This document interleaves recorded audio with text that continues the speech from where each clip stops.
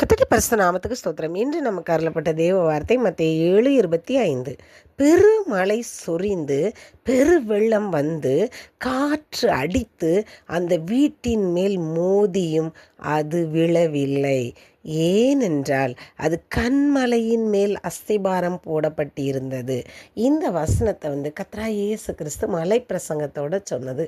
இந்த வசனத்தில் என்ன சொல்லியிருக்காங்கன்னா, ஒரு ஓமையாக சொல்லியிருக்காங்க. ஒரு கற்பாறை மேலே அஸ்திபாரம் போட்ட வீடு ஸ்ட்ராங்காக இருக்கும்.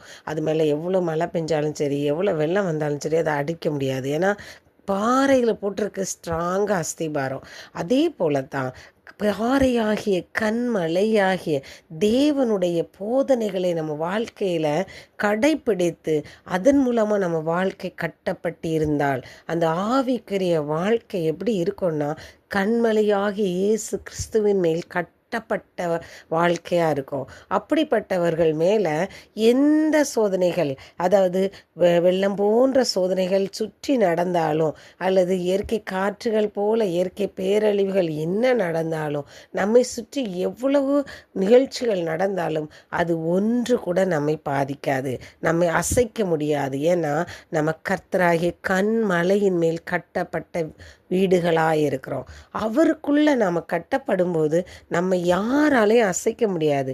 அதனால தான் சங்கீதம் 125:1 என்ன சொல்லியிருக்காங்கன்னா, கர்த்தரை நம்புகிறவர்கள் என்றென்றைக்கும் அசையாமல் நிலைத்திருக்கும் சீயோன் பர்வதத்தை போல் இருப்பார்கள். ஒரு சீயோன் பர்வதங்கிறது ஒரு அசைக்க முடியாத ஒரு மலை, பெரிய பர்வதம். அந்த பர்வதம் எவ்வளோ ஸ்ட்ராங்காக இருக்குது. அது மேலே புயல் அடித்தாலோ என்ன மழை பெஞ்சாலும் அது அசையுமா?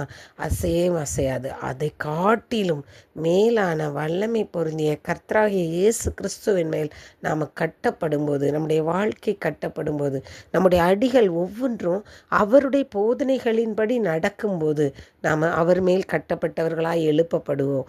அது ஸ்ட்ராங்காக நம்ம எப்பவும் அசையாமல் நிலைக்கிட்டு நிற்கக்கூடிய சியோன் பர்வதம் போல் நம்ம நிற்போம். இந்த வாழ்க்கை நம்மளுக்கு அசையாமல் இருக்கணும்னா அவரை மாத்திரம் நம்பி அவருடைய வாழ்க்கையை எப்படி வாழ்ந்தாரோ அதே போல் நம்மளும் அவருடைய வழிகளை பின்பற்றி அதை போல் நம்ம வாழ முயற்சி பண்ணுவோம். ஸ்தோத்திரராஜா, நன்றியோடு துதிக்கிறோம் அப்பா. கர்த்தாவே, நாங்கள் கண்மலையாகி உம்முடைய மேலே கட்டப்பட்டவர்களாய் நாங்கள் எப்பொழுதும் அசையாமல் நிலைத்து நிற்க நீங்கள் எங்களுக்கு உதவி செய்யுங்க. இயேசு கிறிஸ்து மூலம் வேண்டிக் கொள்கிறேன் பிதாவே, ஆமேன்.